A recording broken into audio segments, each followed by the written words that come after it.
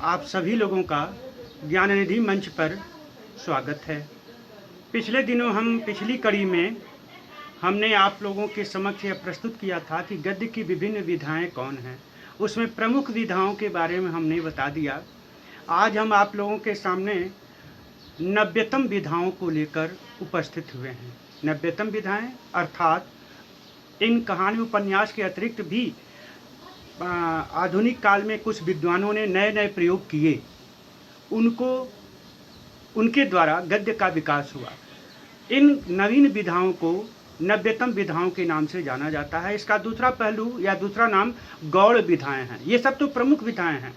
वो पिछले कड़ी में जो बताया गया वो प्रमुख विधाएं हैं, लेकिन बाद में नई नई विधाओं का खोज हुआ और विद्वानों ने उनका प्रयोग किया और प्रयोग करते समय निबंध को, हिंदी गद्य साहित्य को पुष्ट बनाया। इन नव्यतम विधाओं का हिंदी साहित्य के विकास में महत्वपूर्ण योगदान है, इसलिए हम इन्हें नज़रअंदाज नहीं कर सकते। आइए हम आपको ले चलते हैं नव्यतम विधाओं में। नव्यतम विधाएं एक दूसरे के साथ निकटतम संबंध रखती हैं। किसके साथ? पुरानी गद्य विधाओं के साथ, उपन्यास कहानी आज के साथ, और नव्यतम विधाएं भी संबंध रखती हैं। इस नव्यतम विधाओं में जो लेखक होता है वह अपने आप को जितना ही समाज के करीब लाएगा, जितना ही अपने आप को समाज के करीब लाएगा और समाज के अनुभूतियों को अनुभूत करेगा, अपने आत्मसात करेगा, उतना ही शुद्ध ढंग से वह नवीनतम विधाओं को लिख सकता है। आपको हम बताते चलें कि ये आजकल की ये विधाएं बड़ी जो है संवेदनशील हो गई हैं, बड़ा इनका महत्व बढ़ गया है। इन नव्यतम विधाओं में सबसे पहली विधा है आत्मकथा, जीवनी, संस्मरण, यात्रावृत्त, रेखा चित्र, रिपोर्टाज आदि और भी हैं। हम एक एक को लेकर के आपके सामने उपस्थित होते हैं। हम आज आत्मकथा के बारे में बताना चाहते हैं। आत्मकथा जैसा कि नाम ही से स्पष्ट है, अपने बारे में कुछ कहना आत्मकथा कहलाती है। इसको अंग्रेजी में ऑटोबायोग्राफी कहते हैं, आप सभी लोग जानते हैं।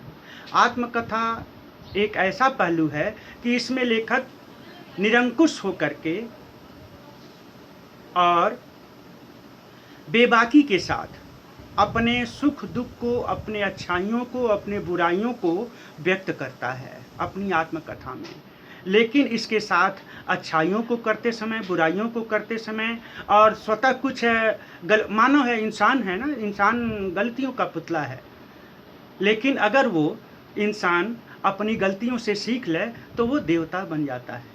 ऐसे में ये तमाम आत्मकथाकार लोग अपनी अनुभूतियों से, अपने अनुभव से और अपने कर्मों के द्वारा जो कुछ भी अनुभव किए उनका पश्चाताप भी किए और हम आने वाली पीढ़ियों को प्रदान भी किया, जिससे हम उनके ऋणी हैं। आत्मकथा में व्यक्ति अपनी संपूर्ण बेबाकिता के साथ अपनी संपूर्ण व्यथा, कथा और अनुभव लिखता है।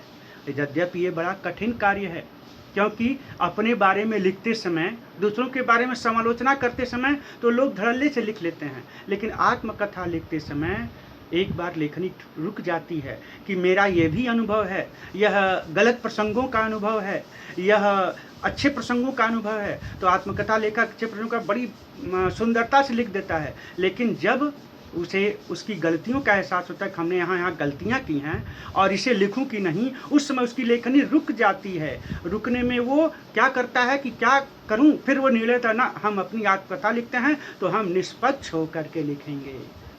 फिर वो अपनी बुराइयों को भी लिखता है, तब जा कर के वह बेबाकिता से, निर्भयता से और निर्द्वंद्वता से अपनी आत्मकथा लिखता है। हालांकि ये कठिन कार्य है। सब लोग हर समय प्रति क्षण निर्द्वंद नहीं हो सकते, बेबाक नहीं हो सकते, इसलिए आत्मकथा भी पूरी तरह से निष्पक्ष हो जाना संभव नहीं है।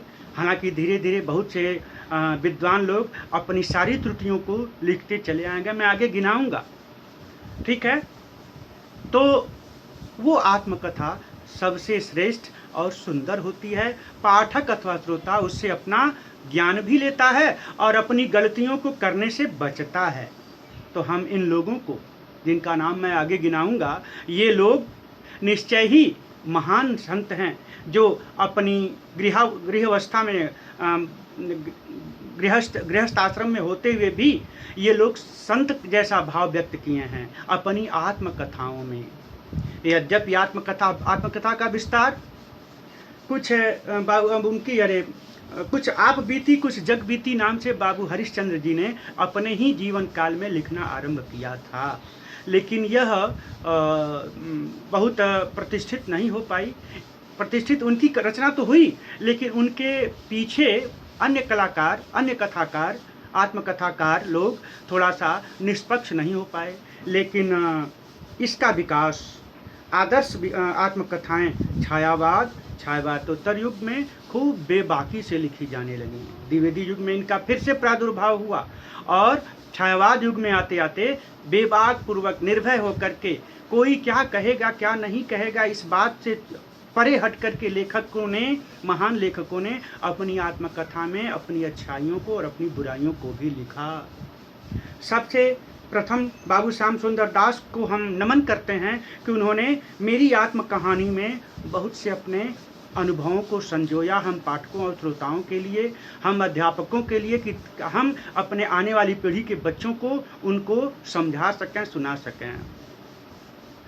और इसके बाद वियोगी हरि ने मेरा जीवन प्रवाह, राजेंद्र बाबू ने मेरी आत्मकथा, यशपाल का सिंहावलोकन, बाबू गुलाब राय का मेरी असफलताएं नामक जो आत्मकथा है यह बहुत प्रसिद्ध हुई, हाथों हाथ बिकने लगी। सब लोग इसे सराहे और गुलाब राय के अनुभवों को आत्मसात करते हुए अपने जीवन को संवारा है।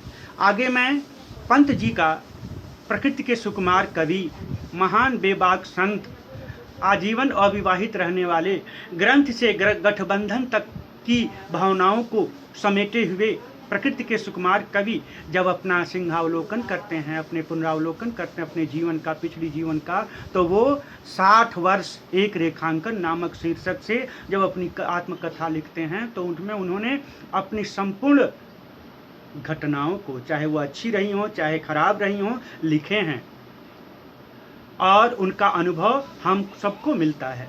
आगे लोकप्रिय आत्मकथा के महान लोकप्रिय लेखक कवि हरिवंश राय बच्चन ने 3 आत्मकथाएं लिखी हैं। क्या भूलूं क्या याद करूं, नीड़ का निर्माण फिर सौभाग्यवश हमें पढ़ने को मिला है। हमने बच्चन जी के जीवन की तमाम अनुभवों को उस किताब से आत्मसात भी किया है, अनुभव भी किया है। बच्चन जी अपने जीवन के संपूर्ण रेखांकन को इस किताब में, इस आत्मकथा में दिए हैं। उनसे जो जो गलतियां हुई हैं उन गलतियों को भी वह बेबाकी रूप से निर्भय होकर के, निष्पक्ष होकर के स्वीकारते हुए अनुभव दिए हैं कि हमसे ये गलती हुई तो उसका ये परिणाम हुआ। पाठकों, श्रोताओं, हमारी आत्मकथा के द्वारा आप भूल को सुधार कीजिए। और फिर क्या हुआ, बच्चन जी, कहा भी गया है कि पश्चाताप के एक आंसू से सारे पाप धुल जाते हैं। बच्चन जी ने पश्चाताप भी किया अपने उस आत्मकथा में उस अपनी भूल का, और वह बेबाक हो गए, संत हो गए। उनके पश्चाताप से उनके पाप धुल गए और उन्होंने जो है उसे बेबाकी से शुरुआत किया। हम आप परीक्षार्थियों को और प्रतियोगी परीक्षार्थियों को भी यह राय देंगे कि अगर ये सारी किताबें किसी लाइब्रेरी में मिल जाएं तो पढ़ने का सौभाग्य जरूर प्राप्त करें।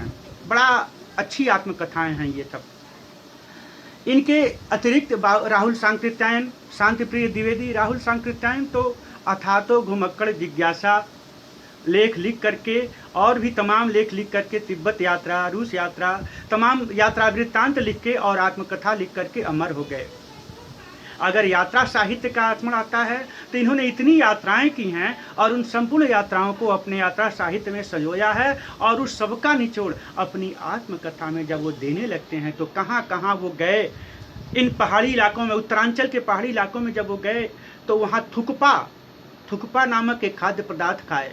यद्यपि सांकृत्यायन इनका गोत्र था, ब्राह्मण थे, लेकिन परिस्थितिवश थुकपा इन्हें खाना पड़ा। मैं आपको बताते चलूँ कि तिब्बत में एक विशेष प्रकार का खाद्य पदार्थ बनता है जो सत्तू और मांस को एक ही में मिला करके और कुछ विभिन्न प्रकार के पेय पदार्थों को उसमें मिला करके, मदिरा नहीं, याद रखिएगा, मदिरा जैसा पेय नहीं, लेकिन विभिन्न रसों को मिला करके खटरस जैसा भोज्य बनाते हैं और वो बड़ा ही स्वादिष्ट होता है। तो सत्तू और मांस का मिला जुला भोज्य पदार्थ जिसे हम स्थानीय तिब्बती भाषा में, तिब्बतन भाषा में थुक्पा कहते हैं।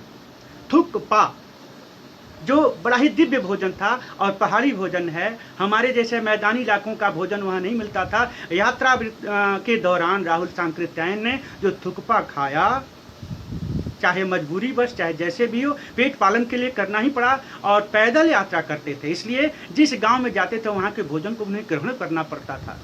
तो थुक्पा के बारे में अपने यात्रा साहित्य में और अपनी आत्मकथा में उन्होंने जो कुछ भी लिखा है वह बड़ा ही काबिले तारीफ है। कभी इनकी भी आत्मकथा आपको मिले तो ज़रूर पढ़िएगा। बड़े ही महान संत और घुमक्कड़ हैं जिन्होंने घुमक्कड़ी को एक वेद और धर्म कह करके उसे प्रतिष्ठापित किया। परिणाम क्या हुआ कि बहुत से सैलानी घुमक्कड़ लोग आज भी उनके वृत्तांतों को सुनकर पालन करते हैं और यात्रा का आनंद लेने में उन्हें बहुत ही आनंदानुभूति होती है। ये रहा आत्मकथा का वृत्तांत। आत्मकथा सुनने, पढ़ने, लिखने से अंततः मैं एक विशेषता फिर बताने चाहता हूँ कि आत्मकथा आप भी लिखेंगे तो एकदम से बेबाक होकर के, निष्पक्ष होकर अपनी अच्छाइयों को, बुराइयों को लिखेंगे और निर्द्वंद होकर लिखेंगे कि पाठक अथवा श्रोता आगे हमें क्या कहेंगे ना।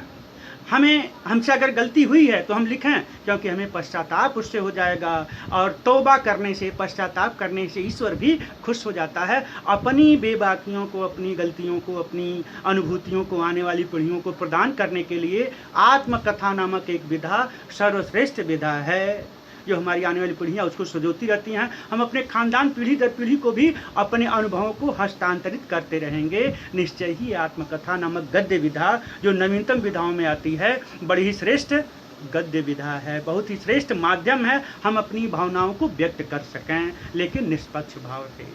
अच्छाइयों को व्यक्त करते हैं, अच्छाइयों से जो अनुभव मिला हमें अपनी वाली पीढ़ी को देते हैं, तो बुराइयों से जो हमें अनुभव मिला उसको भी हम दें, तभी शुद्ध रूप से आत्मकथा का विस्तार हो पाएगा और आत्मकथा प्रतिष्ठित हो पाएगी। धन्यवाद। से सब अगले कड़ी में निवेदन पुनः है कि कभी कभी व्यवधान हो जा रहा है किन्हीं कारणों से, उसे आप लोग क्षमा करते हुए हमें पुनः लाइक करते रहेंगे और सब्सक्राइब करते रहेंगे। धन्यवाद। आशीर्वचन।